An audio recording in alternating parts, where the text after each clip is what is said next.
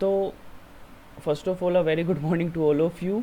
आज हमने दोबारा एसी डिवाइसेस पढ़ना है और इसमें हमने वर्किंग ऑफ जनरेटर, ट्रांसफार्मर और वर्किंग ऑफ एलसी, ऑसिलेटर और टैंक सर्किट में पढ़ना है। ठीक है, तो थोड़ा सा रिकैप्चुलेट हमने किया उससे पहले अल्टरनेटिंग ईएमएफ क्या होता है, करंट क्या होता है। एक ऐसा करंट या एक ऐसा ईएमएफ जिसकी जो मैग्नीट्यूड है लगातार चेंज हो, लेकिन जो उसकी डायरेक्शन है वो एक फिक्स्ड इंटरवल ऑफ टाइम के बाद ही चेंज हो। ओके, मैग्नीट्यूड तो लगातार चेंज होगा, लेकिन जो इसका डायरेक्शन है, मतलब पॉजिटिव से नेगेटिव है, नेगेटिव से पॉजिटिव, वो एक फिक्स इंटरवल ऑफ टाइम के बाद ही चेंज होगा। ठीक है, उसके बाद एवरेज वैल्यू पढ़ा हमने। एवरेज वैल्यू कितनी होती है? 63.7% of I naught. R M S value उसी तरीके से 70.7% ऑफ आई नोट। रजिस्टर में हमने क्या पढ़ा कि E M F and current are in same phase. Inductor में हमने क्या पढ़ा? करंट लैग करता है ईएमएफ से, और कैपेसिटर में करंट लीड करता है। फिर हमने इसके वेरिएशन पढ़े। XL inductive reactance, it is playing the role of resistance. XC capacitive reactance. उसके बाद हमने इन तीनों को कंबाइन कर लिया, फिर हमने उसके बारे में पढ़ा। ठीक है, तो अब जो मेरा है कि अब हमने इंडिविजुअल पढ़ लिया रजिस्टर के बारे में, कैपेसिटर के बारे में, इंडक्टर के बारे में, फिर हमने इन तीनों को कंबाइन भी कर दिया। लेकिन अब हमने क्या करना है? दो दो कॉम्बिनेशन लेना है। तो वो क्या क्या हो सकता है? रजिस्टर का कैपेसिटर के साथ, रजिस्टर का इंडक्टर के साथ, और इन दोनों का, कैपेसिटर और इंडक्टर का। ये सबसे इंपॉर्टेंट है। तो आर सी, आर एल और एल सी। सबसे इंपॉर्टेंट है एल सी, इसको पढ़ना है हमने।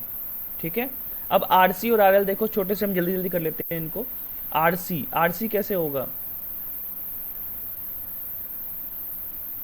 एक रजिस्टर लिया हमने और एक कैपेसिटर लिया, और इन दोनों को हमने कंबाइन कर दिया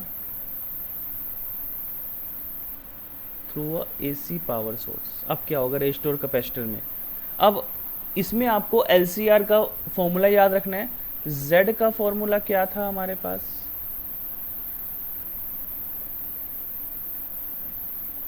एक्सएल माइनस एक्ससी का whole square plus R square. ये जेड का फॉर्मूला था इम्पीडेंस का, एलसीआर सर्किट से हमने निकाला था। तो इसमें तो इंडक्टर लगा ही नहीं हुआ, इसका मतलब एक्सएल कितना है? 0 है। और अगर एक्सएल 0 है तो जेड का फॉर्मूला क्या बन जाएगा? एक्सी माइनस एक्सी का स्क्वायर, तो प्लस एक्सी हो जाएगा, एक्सी का स्क्वायर प्लस आर का स्क्वायर। अब ये मैग्नीट्यूड निकल गया, डायरेक्शन भी निकालते हैं। तो टेंजेंट फाई का फॉर्मूला क्या था हमारे पास वहां पर? XL minus XC upon R. तो अगेन यहाँ पर एक्सएल कितना है? 0, बिकॉज इसमें इंडक्टर लगा ही नहीं है। तो क्या आ जाएगा टेंजेंट फाई का? XC upon R. ये दो चीजें निकालनी है। उसी तरीके से हम आर एल के बारे में पढ़ेंगे।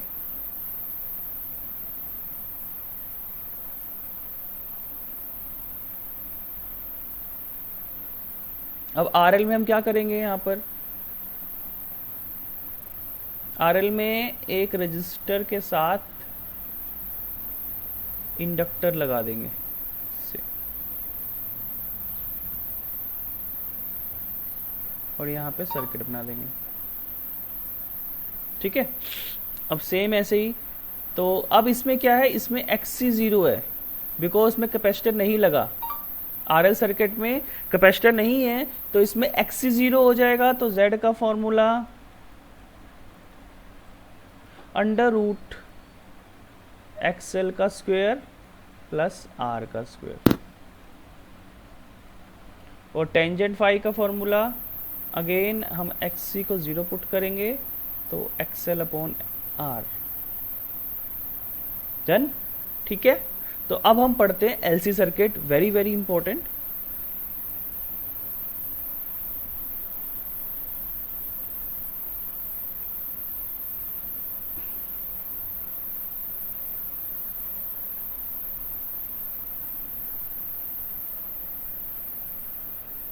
तो first of all what are LC oscillation, LC oscillations क्या हैं, explain how these are produced, why do these oscillation ultimately die away।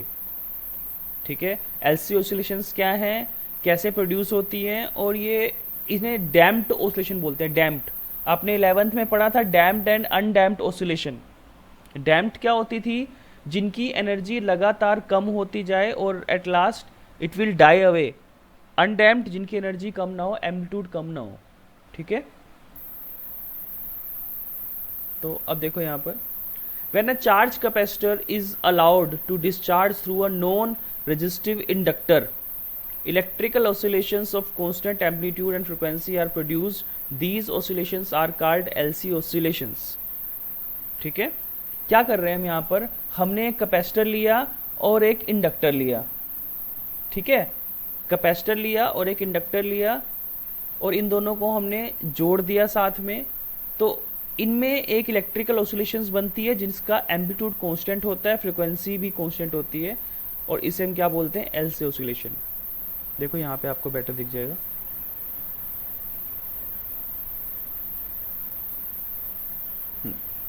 तो एलसी ऑसिलेशन, अब इसमें हो क्या रहा है, देखो यहाँ पर ये इंडक्टर है, ये इंडक्टर लगा हुआ है और ये कैपेसिटर लगा हुआ है।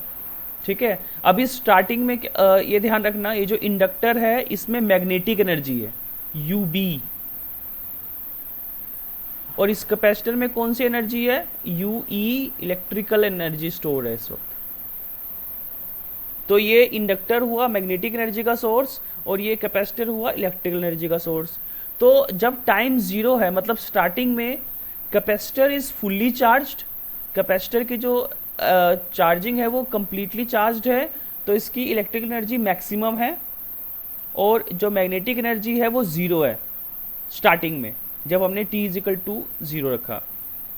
अब हमने साइकिल स्टार्ट की, तो साइकिल स्टार्ट हुई तो क्या हुआ, करंट फ्लो किया। जैसे ही करंट फ्लो करेगा, ठीक है, तो UE equal to UB at T upon 8, जब टाइम पीरियड का 1/8 होगा, जब टाइम पीरियड का 1/8 होगा, यूई और यूबी इक्वल होंगे।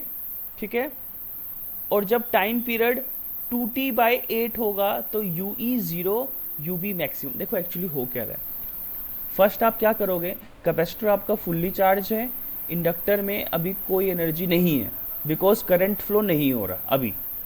जैसे ही हम करंट को फ्लो कराते हैं, जो यू ई की जो वैल्यू है वो कम होगी और यू बी की वैल्यू बढ़नी शुरू होगी। स्टार्टिंग में देखो यू ई मैक्सिमम है, मतलब इलेक्ट्रिक एनर्जी मैक्सिमम है, और जो मैग्नेटिक एनर्जी है वो जीरो है। लेकिन जैसे ही करंट फ्लो होना स्टार्ट होगा, यू ई की वैल्यू कम होनी शुरू होगी और यू बी की वैल्यू बढ़नी शुरू होगी। समझ, अगर हम इसमें ग्राफ बना के दिखा सकते, जैसे कि आपको इसमें ग्राफ बनाए हैं, यहां देखो ये ग्राफ बने हुए हैं। स्टार्टिंग में जब करंट जीरो है,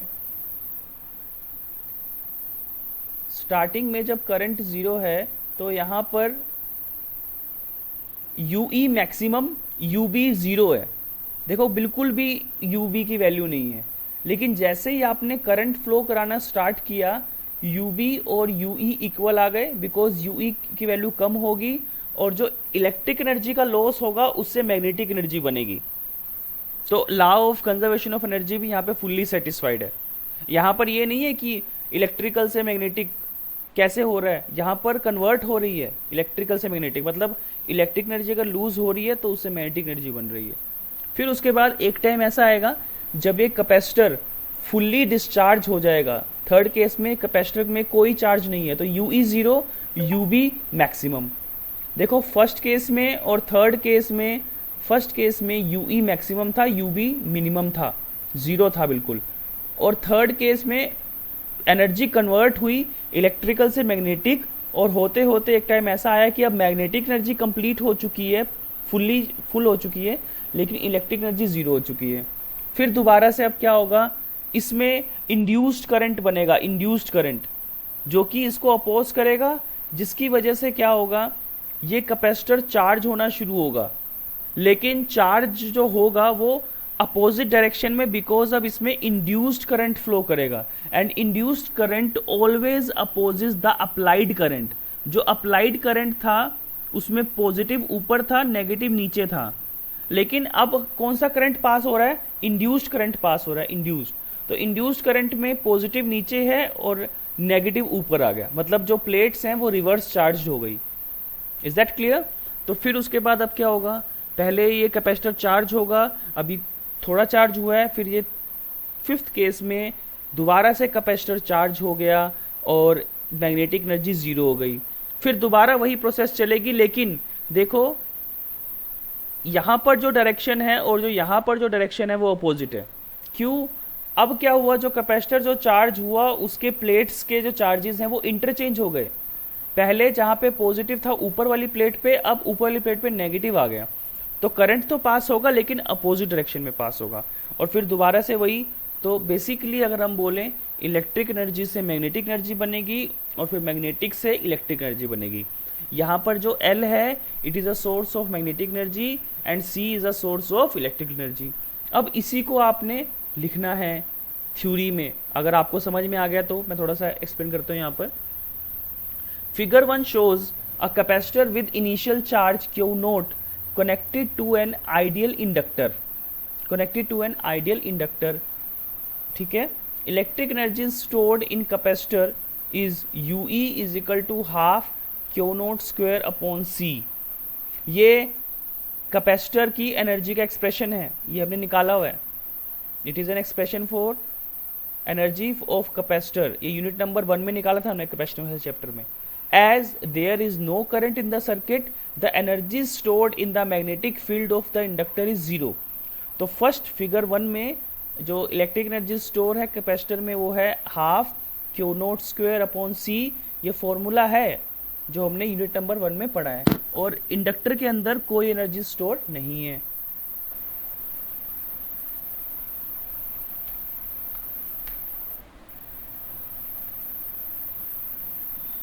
अब देखो दूसरे केस में क्या हो रहा है। Figure 2 shows discharging of capacitor through inductor causing current I। As current increases it builds up magnetic field around inductor, a part of electric energy of capacitor. फिर क्या होगा, अब कैपेसिटर की डिस्चार्जिंग शुरू हो जाएगी इंडक्टर के थ्रू, जिसकी वजह से करंट फ्लो करेगा, और जैसे से करंट बढ़ेगा it builds up magnetic field around inductor.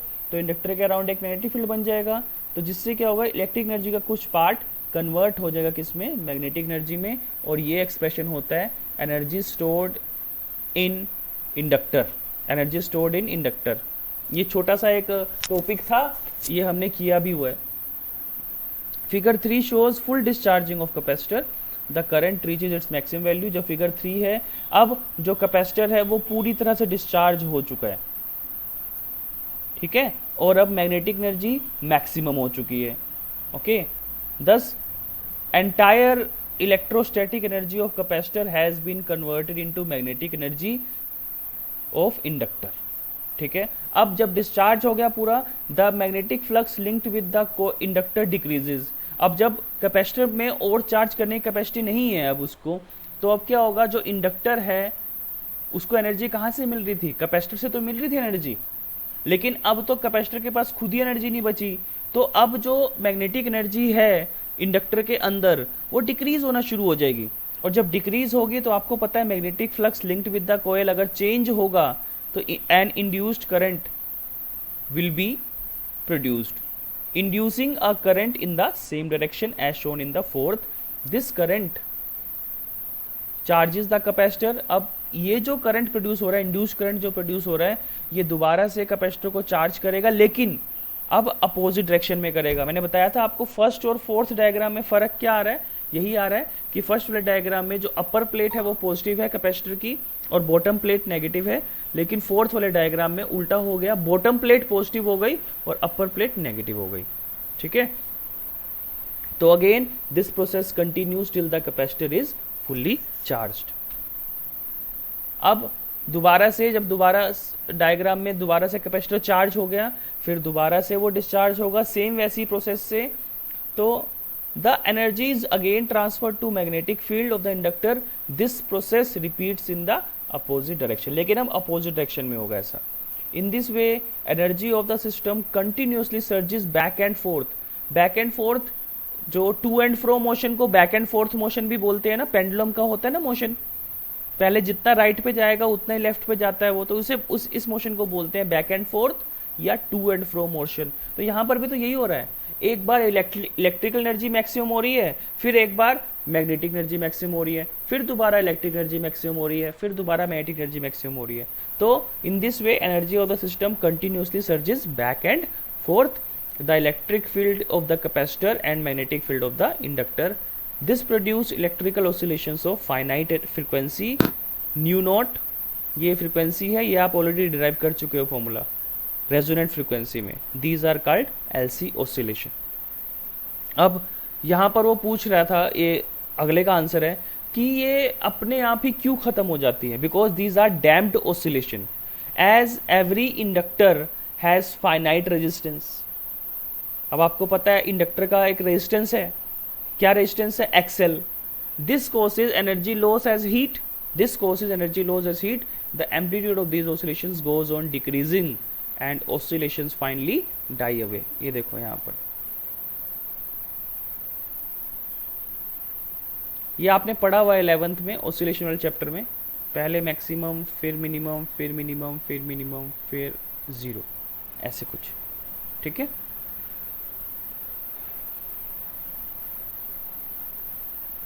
उसके बाद जो हमारा टॉपिक आता है एसी जनरेटर। अब हमने ये पढ़ना है।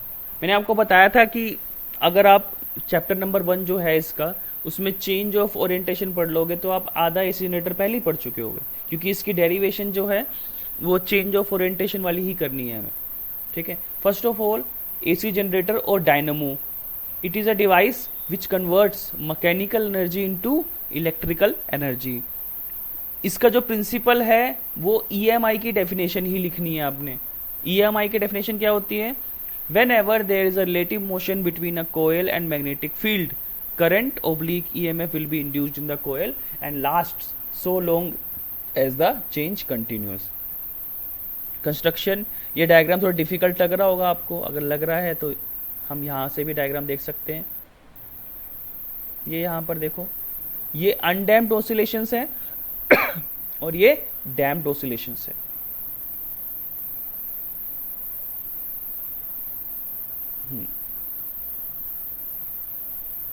ये एसी जनरेटर का डायग्राम, आई थिंक ये बेटर तुम्हें डायग्राम समझ में आएगा। इसमें हो क्या रहा है, इसमें एक minute,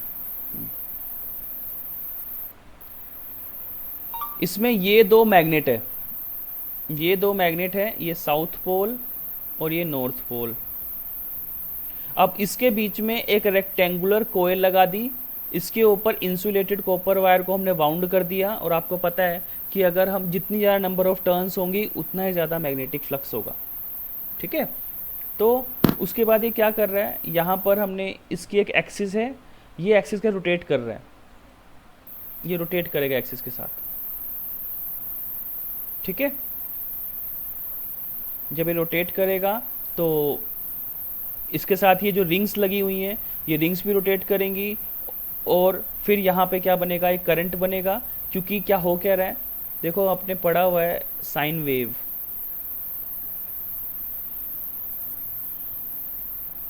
E is equal to E naught sine omega t, पढ़ा हुआ है नहीं है, ठीक है। तो साइन की वैल्यू मैक्सिमम कब होती है, 90 पे होती है, और मिनिमम और जीरो पे क्या होती है, जीरो होती है। तो जब ये अलोंग द एक्सिस रहेगा तो जीरो, जैसे ये 90 के एंगल पे आएगा मैग्नेटिक फील्ड के साथ तो मैक्सिमम वैल्यू, फिर उसके बाद जब 270 पे आएगा तो फिर जीरो हो जाएगा, और जब 360 पे आएगा, सॉरी 270 पे फिर मैक्सिमम वैल्यू, 180 पे जीरो। तो मतलब at angle 0 and 180 the value of EMF और करंट इज 0। लेकिन जब 270 और 360 270 और 90 आएगा तो वैल्यू इज मैक्सिमम, एक पर मैक्सिमम होगी, एक पर मिनिमम होगी। 270 पर मिनिमम बिकॉज यहाँ पर 270 होगी, और यहाँ पर आपके पास वैल्यू होगी +1 और यहाँ पर वैल्यू कितनी होगी -1। 270 पे -1 वैल्यू होती है, ठीक है। तो this is the diagram. AC generator और एसी डायनामो और अल्टरनेटर भी बोलते हैं, is a device which converts mechanical energy into alternating current. अच्छा, एसी अगर आपको आ गया डीसी जनरेटर तो क्या करोगे आप? डीसी जनरेटर में एक काम कर रखा होता है, यहाँ पे लोड नहीं लगा होता। डीसी जनरेटर में एक बल्ब लगाया होता है उन्होंने। जब बल्ब लगाया होता है, अगर ये बल्ब ग्लो करेगा तो इससे पता चल जाएगा कि यहाँ पर कोई करंट बन रहा है, ठीक है। ओके, तो इसकी 5 डिवाइसेस होते हैं इसके अंदर। 5, अगर इस कंस्ट्रक्शन को समझना है तो 5 इसके अंदर पार्ट्स होते हैं बेसिकली। अच्छा, इसका प्रिंसिपल इलेक्ट्रोमैग्नेटिक इंडक्शन की डेफिनेशन ही लिखोगे आप। सबसे पहले फील्ड मैग्नेट जो कि मैग्नेटिक फील्ड प्रोवाइड करते हैं, आर्मेचर कोयल जो कि लगातार रोटेट कर रही है, ठीक है। और अगर आपने ऑर्डिनरी जो जनरेटर देखा भी होगा अपने आसपास, उसमें भी अगर आप ध्यान से देखोगे तो एक गोल शेप का एक पिंजरा टाइप बना होता है जिसके अंदर एक कोयल होती है जो लगातार घूमती रहती है, ठीक है। तो ये दो चीज़ें जो क्लियर हैं। जो ये फील्ड मैग्नेट है, ऑफ कोर्स ये मैग्नेटिक फील्ड प्रोवाइड करेंगे। आर्मेचर कोयल ये लगातार रोटेट करेगी ताकि जो magnetic flux linked with the coil है वो लगातार चेंज हो जाए। स्लिप रिंग्स क्या हो, ये मेटल के बने होते हैं। स्लिप रिंग्स, जो भी करंट बनेगा वो आगे पास हो जाए, इसीलिए इसको मेटल का बनाते हैं। ब्रशेज, कार्बन के ब्रशेज यूज करते हैं because carbon acts as a good lubricant also, ताकि जो हीट है, क्योंकि देखो डायरेक्टली जुड़े हुए हैं उससे। ये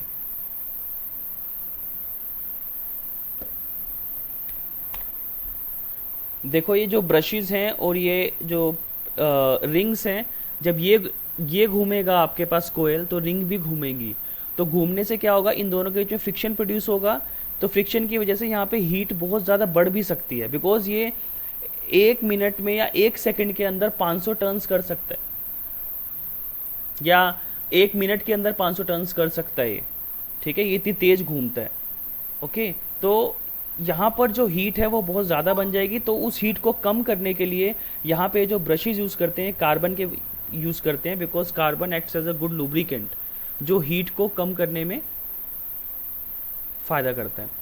लोड यहाँ पे कुछ भी हो सकता है। लोड जो भी आपने इससे चलाना है, पंखा है या कुछ भी है, जो भी चलाना है आपने इससे, ठीक है। अब इसकी वर्किंग देखते हैं हम।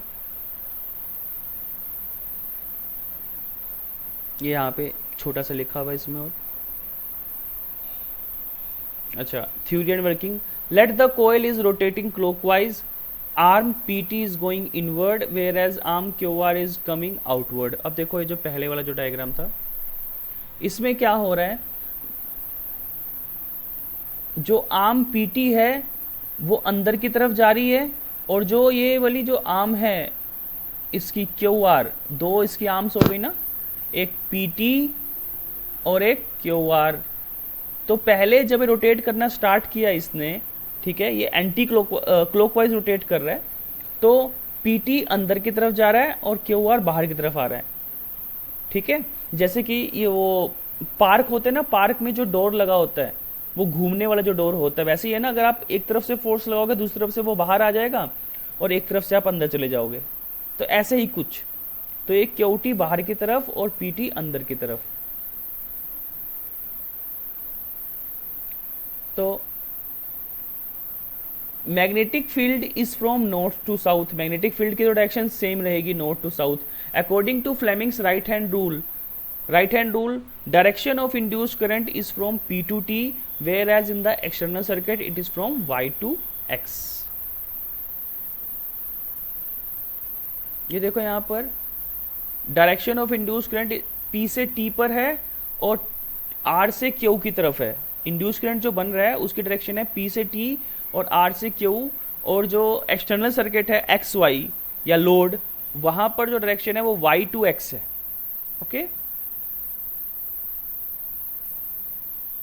तो सेम ऐसे ही, और जब हाफ रोटेशन हो जाएगी तो अब उल्टा हो जाएगा। अब QR अंदर की तरफ आएगा और PT बाहर की तरफ आएगा।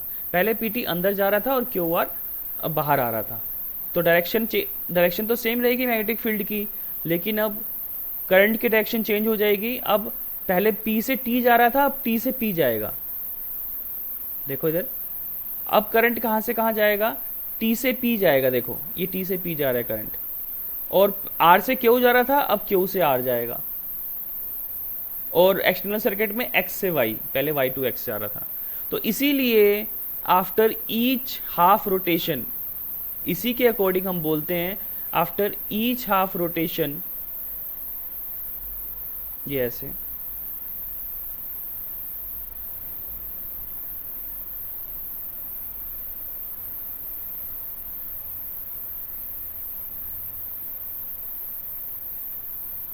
हाफ रोटेशन के बाद जो पॉजिटिव हाफ साइकिल है वो नेगेटिव बन जाती है। इसका मतलब जो करंट की जो डायरेक्शन है वो चेंज हो जाती है। उसके बाद आपने पूरी की पूरी डेरिवेशन करनी है, जैसा कि यहाँ पे लिखा हुआ है, from here it is clear that half each cycle rotation, after each half cycle rotation the direction of induced current changes. ठीक है, और तो पूरी की पूरी डेरिवेशन आपने कर देनी है जो कि चेंज ऑफ ओरिएंटेशन वाली थी। तो ये आपका आ जाएगा E is equal to E naught sine omega t. फिर आप इसमें वैल्यूज पुट कर सकते हो, ये एन बी ए ओमेगा की वैल्यू पुट कर दोगे तो एक और फॉर्मूला आ जाएगा आपके पास। ठीक है, तो दिस इज इट।